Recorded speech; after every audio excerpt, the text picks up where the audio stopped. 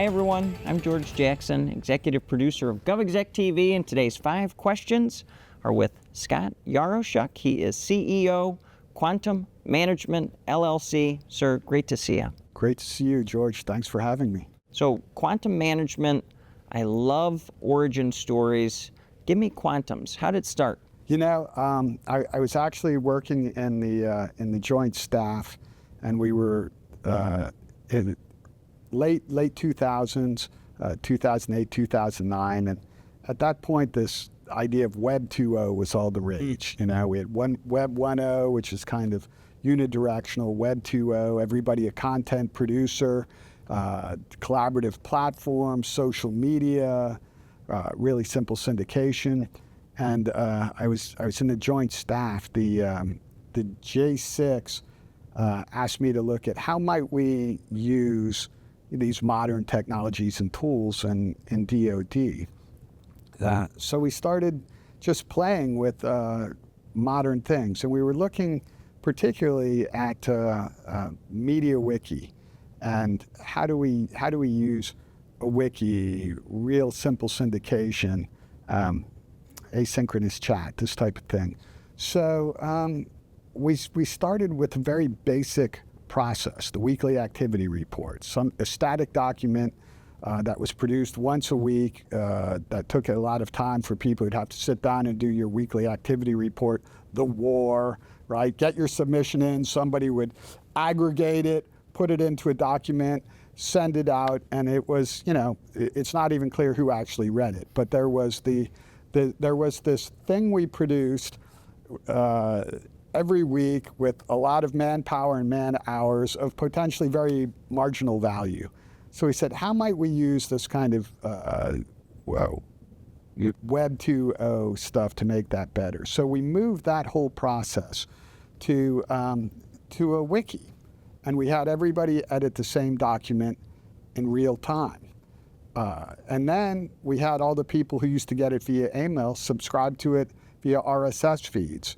We realized an instant value in terms of effort, in terms of how long it took to produce. No one had to aggregate, nobody had to do any of the pulling together. People kind of did their own editing, and if it didn't look good, then you know, they heard about it. And then rather than send it out by email, we had people subscribe via RSS feeds. And the impact of that was we reduced the overhead, the time to produce. But what we also did was, in making it essentially a living document on the web, we were able to turn it into a real-time document. So now, instead of do your updates at the end of the week, do your updates in real time. And now suddenly we had the weekly activity report, which had been a static document of marginal value produced once a week that had a very finite lifespan, became a living document in real time of what's happening across the organization, accessible via the web. And that single process allowed us to then prove out a concept whereby we started producing other things using MediaWiki, using RSS, things that had formerly been reports or been documents became living documents, web pages with their entire history behind them. Very common now, but in 2008, 2009, you couldn't collaborate in MS Word.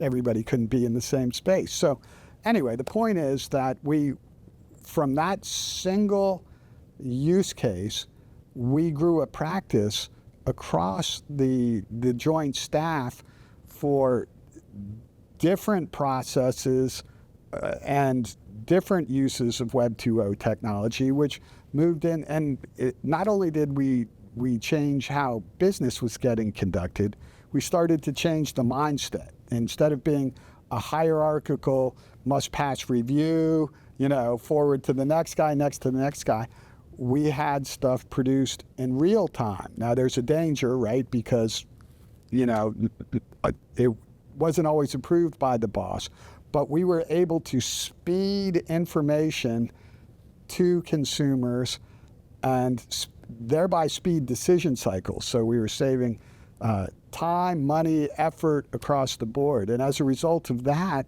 we started to change the culture to one more of collaboration and moving things out of stovepipes and onto platforms. And we were lucky to have some champions there in the form of General Cartwright, General McChrystal got behind that, a number of people. But it was not just a technical change, it was a cultural change. And what happened out of that was all Joint Staff officers go to a Joint Staff onboarding and training, and all of a sudden they got a day with me. And we would go through MediaWiki, we would go through really simple syndication, we would go through blogs, we would go through, we would do a bunch of stuff with some Microsoft products, but the idea was fundamentally this: let's get information out of stovepipes and single threaded communications like email or other things and get them onto platforms where they could be shared and consumed. And through that we improved processes and we changed the culture to a certain degree. Things snapped back and for a reason. But out of that was born, I was inspired at that time, and my mission became, it is possible to improve how the federal government does business. And we started taking those things from the Joint Staff to other government agencies. And my stated purpose, raison d'etre, became, how do we help the government to do what it does better using modern technologies? And that's still our underlying kind of focus for Quantum Management LLC. Well, let's follow up to that. There is no shortage of emerging tech that agency IT leadership are looking at right now. What is one that's out there that you're keenly interested, that you found is really effective in doing just that, in making these agencies be the best version of themselves? I think, honestly, the jury is out on that. And I'll tell you why. As I said, our mission is to help agencies do what they do better using modern technologies. And we also want to position them for what's next. And there is so much happening right now, George. You know it. You report on it every day here, right? Like we've got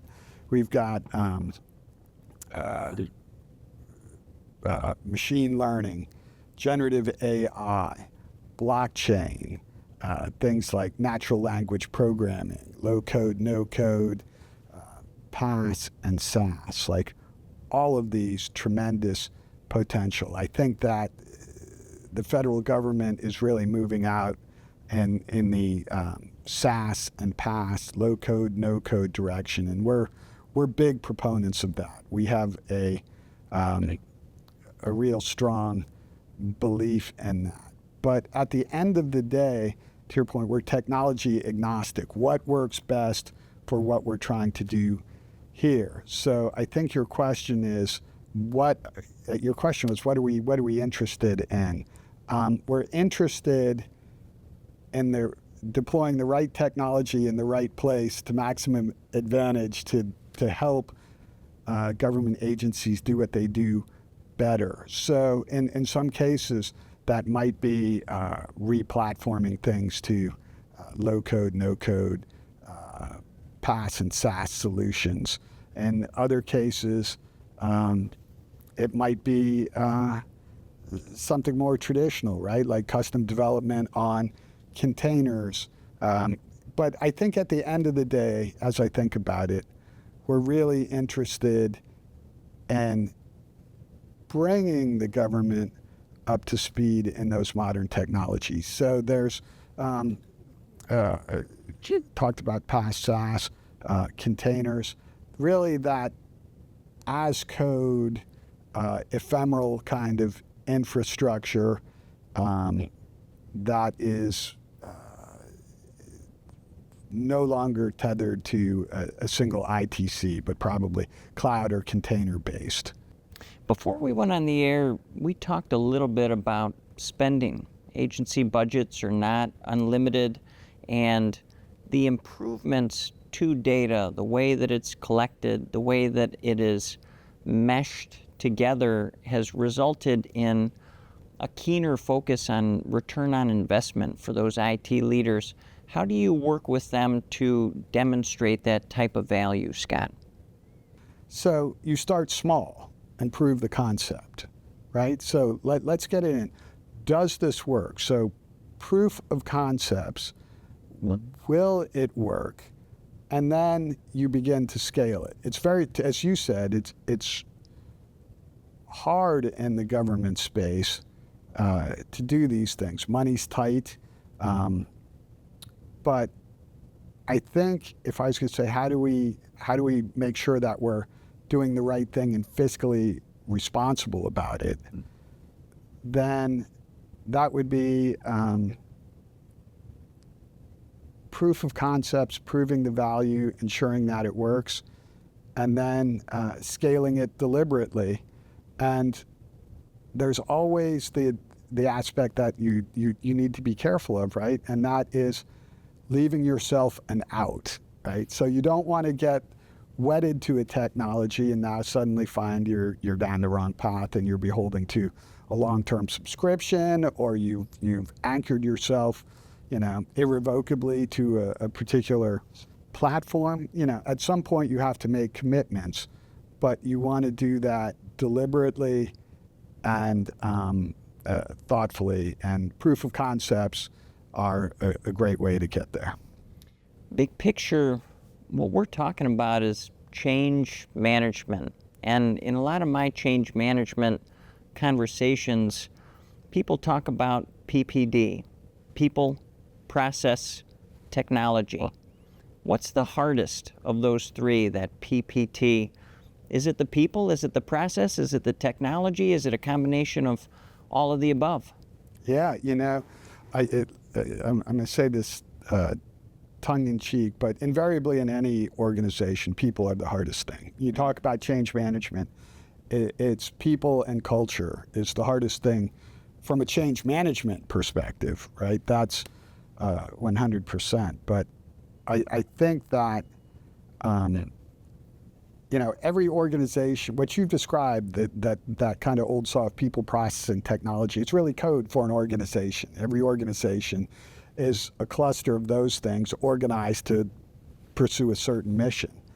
And the key is to optimize that, right? And that's where we come in. And it really involves understanding who's doing who, who's who in the zoo, what are we doing, what is the mission of the organization, what are we trying to achieve, understanding the as is, and then we start looking at how do we optimize. Is it process? Do we improve the process?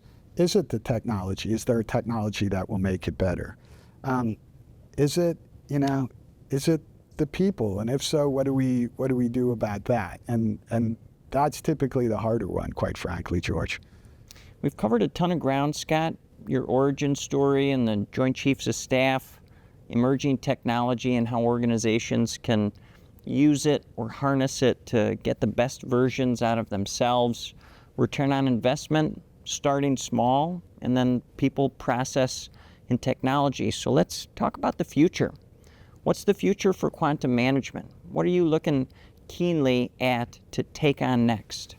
We're really looking at how do we improve the use of low-code, no-code, PaaS, and SaaS.